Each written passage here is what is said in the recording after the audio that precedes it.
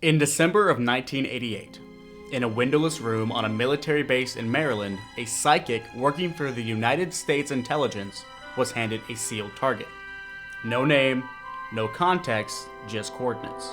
What they came back with was a container, with another container inside of it, made of wood, gold, and silver, decorated with a six-winged angel on top, buried underground somewhere in the Middle East, protected by, and this is a direct quote, entities, and anyone who tries to open it by force will be destroyed. That document is 100% real. It is declassified and you can read it on the CIA's own website tonight. And the object it describes is the Ark of the Covenant. 7 years earlier, audiences had watched the ending of Raiders of the Lost Ark, one of my favorite movies of all time.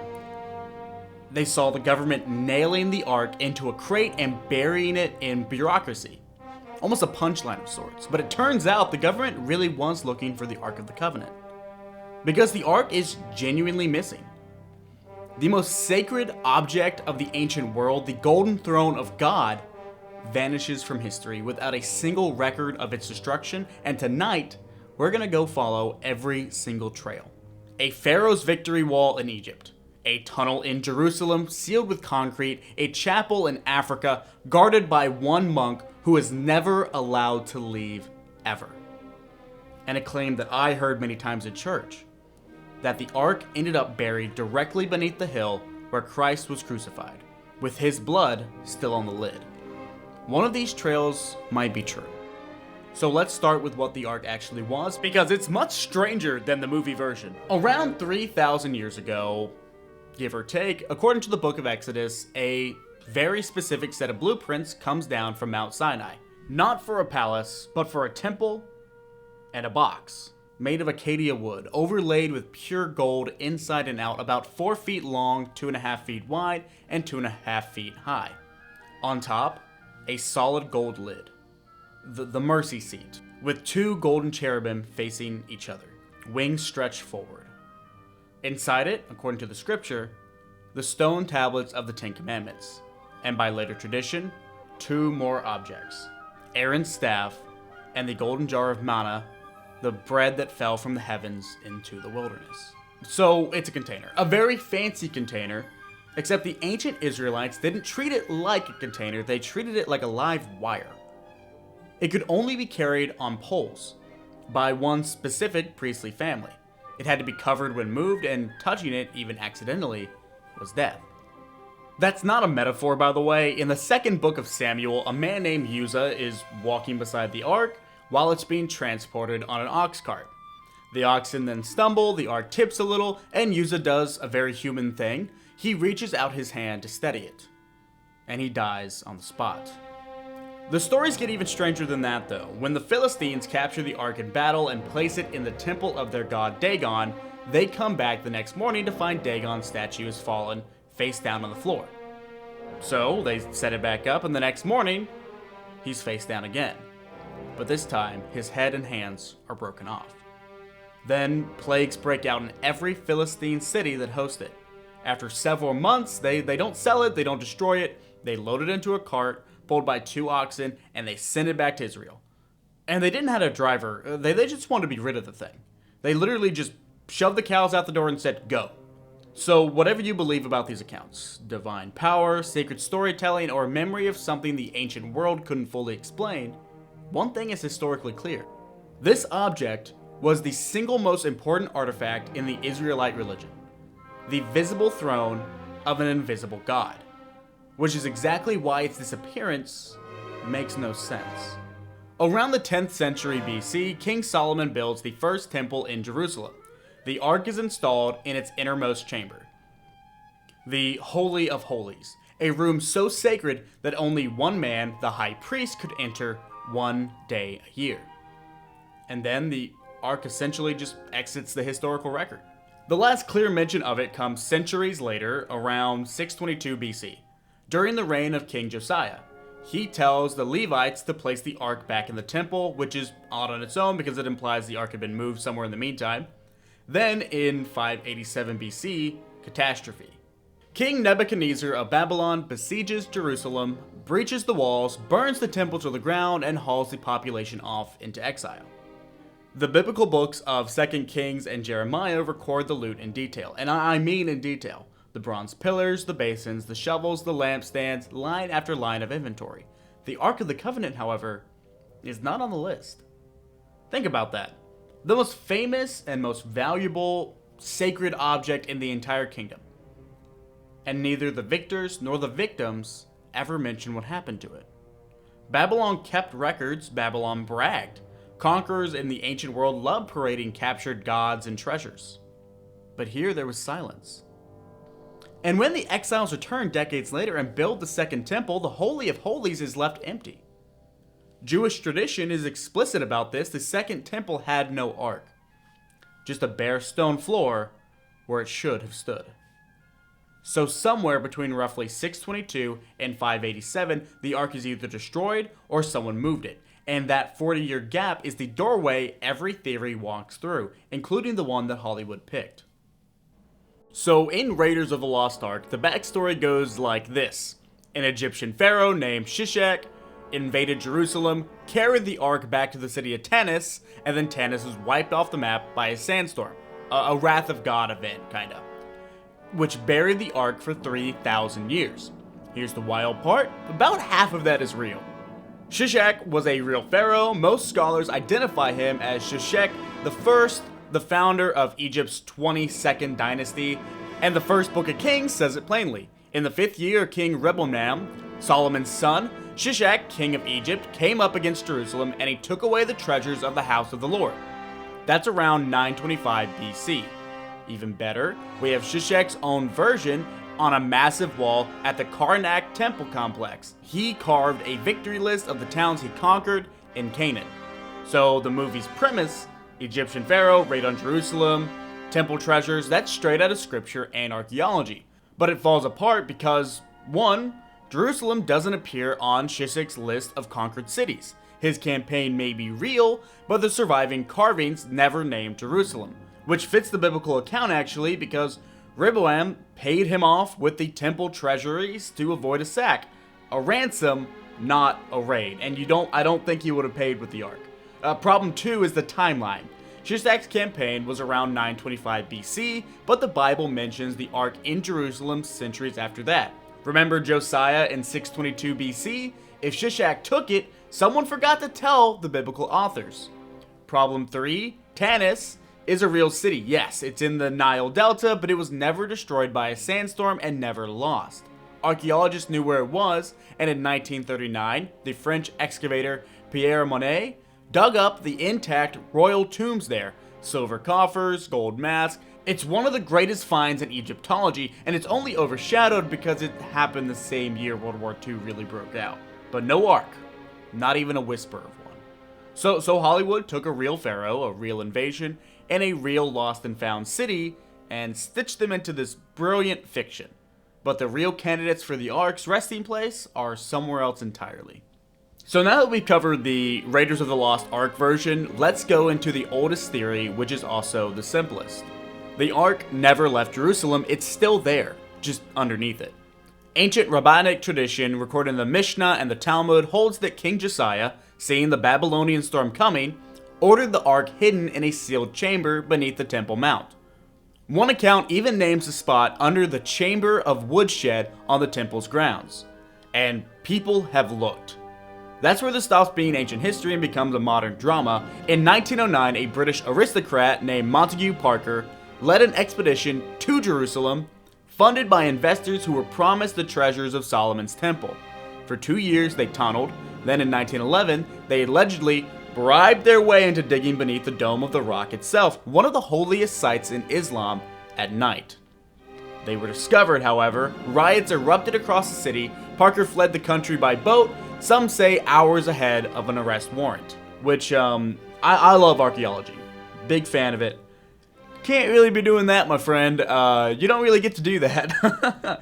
He's lucky he didn't get arrested. In 1909, he might have gotten away with it, but that would have been pretty bad.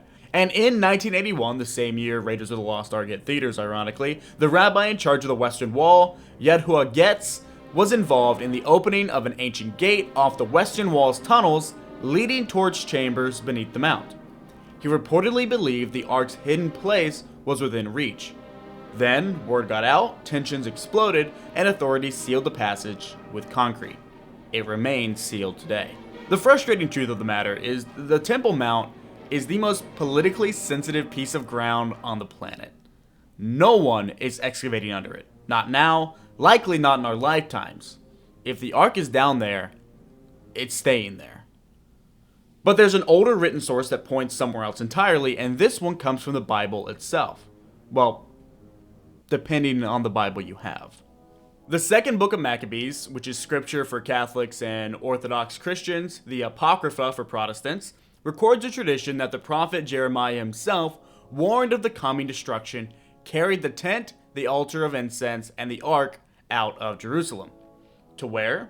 To the mountain where Moses had gone up, Mount Nebo in modern-day Jordan, the peak where Moses looked out over the promised land that he would never enter. According to the account, Jeremiah sealed it in a cave, and when his companions tried to mark the path back, he rebuked them. The place, he said, shall remain unknown until God gathers his people again. It's a beautiful tradition of sorts, a deliberate hiding by the one prophet who saw the catastrophe coming, and notice what it does. It doesn't just explain where the ark went, it explains why no one can find it. The hiddenness is the point. Searchers have combed Nebo, most famously the American explorer Antonia Futurer in the 1920s, one of the real-life figures sometimes cited as an inspiration for the Indiana Jones archetype. Nothing conclusive ever been found, though. Which brings us to Ethiopia. The one with an actual building, an actual guardian, and an actual claim made out loud by an entire nation's church. They say that they have it. Axum in northern Ethiopia, next to the ancient Cathedral of Our Lady Mary of Zion, stands a small, unremarkable chapel behind an iron fence. The Ethiopian Orthodox Church states, officially and without hedging, that inside that chapel sits the Ark of the Covenant. Their story is told in a medieval text called the Kebra Nagast, the Glory of Kings. It says that the Queen of Sheba visited Solomon in Jerusalem and returned home carrying his son, Menelik. Years later, Menelik visited his father, and when he left, the Ark left with him. Some versions say it was taken secretly, swapped for a replica, and that Solomon's own priest carried it south to Ethiopia, where it has remained, they say, for 3,000 years. And now here's one of the more interesting parts. One monk guards it. He's chosen by his predecessor and is appointed for life. And from the day he accepts, he never leaves the chapel grounds again, not once until he dies. He's the only living person permitted to see the object inside. When a British academic named Edward Eulendorf claimed to have gotten a look during the Second World War, he said that what he saw was a medieval replica. But his account is disputed. And the church simply doesn't engage. They don't need your verification. They're not selling anything. The detail that most people miss is that every single Ethiopian Orthodox church, which there are thousands of, contains a tablet, a consecrated replica of the tablets within the Ark. The entire liturgical life of this country is built around this object. Whatever is in that chapel, Ethiopia has organized 3,000 years of identity around it. Historians note that the Kebra Nagast was compiled around the 14th century, and skeptics argue the tradition can't be traced reliably back to Solomon's era. Believers answer, absence of paperwork isn't the absence of truth, and no one else on earth even claims to have the Ark. It's one claim, one chapel, one guardian, and a door that never opens. Now priests, prophets, monks, every trail so far belongs to the ancient world. Which brings us back to that windowless room in Maryland, in the file I promised you at the start. Remember that document from the very beginning of the video, the windowless room, the psychic, the sealed target? It's time to open that file properly, because the full story is stranger than the excerpt. During the Cold War, the CIA and Army intelligence ran a series of programs. Grill Flame, Sunstreak, and ultimately it's known as Stargate. It tested whether so-called remote viewers, essentially trained psychics, could describe distant or hidden targets from a locked room. It sounds like fiction, but it's not. The programs ran for about 2 decades before being shut down in 1995, and the files were declassified in 2000. The session in question is dated December 5th, 1988, 7 years, almost to the season, after raiders put the Ark in a government warehouse. The full transcript goes further than what I just read you. The viewer describes the container resting somewhere dark and wet, underground near buildings with dome tops, mosque-like architecture, and that it would only be opened by those who are authorized, that it cannot be opened until, quote, the time is deemed correct. Not found, not dug up, opened. As if the finding was never really up to us. When these pages resurfaced online decades later, they went viral. Because that's not a vague description. Wood, gold, silver, a 6-winged angel, deadly to the unauthorized, that's the Ark, down to the cherubim. Now, the skeptics reading, this is fair, the session summary itself names the Ark. The viewer may have known more than the transcript suggests. Maybe they just saw the movie and made a guess. And remote viewing produced far more misses than hits. It's the big reason why the program was canceled. This document is not evidence the Ark exists, and it's certainly not evidence of where it is. But notice what it is evidence of. The pull this object has, 26 centuries after it vanished, and the most powerful intelligence agency on Earth sat a psychic down in a quiet room and asked them to find it.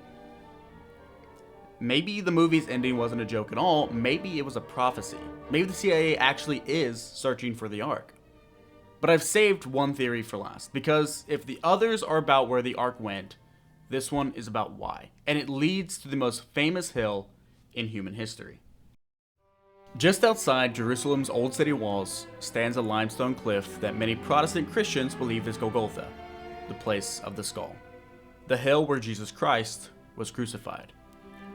And in 1982, an American amateur archaeologist named Ron Wyatt made a claim that spread throughout churches around the world. You may well have heard it.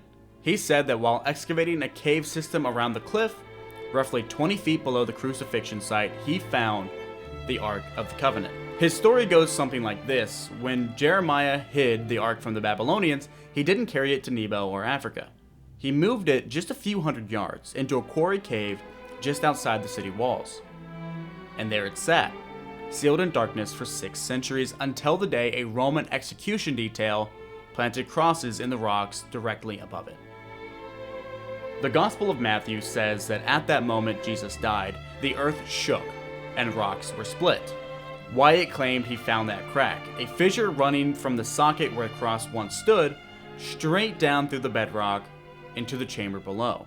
And he said the blood of Christ had run down through the crack and fell onto the mercy seat, the lid of the Ark.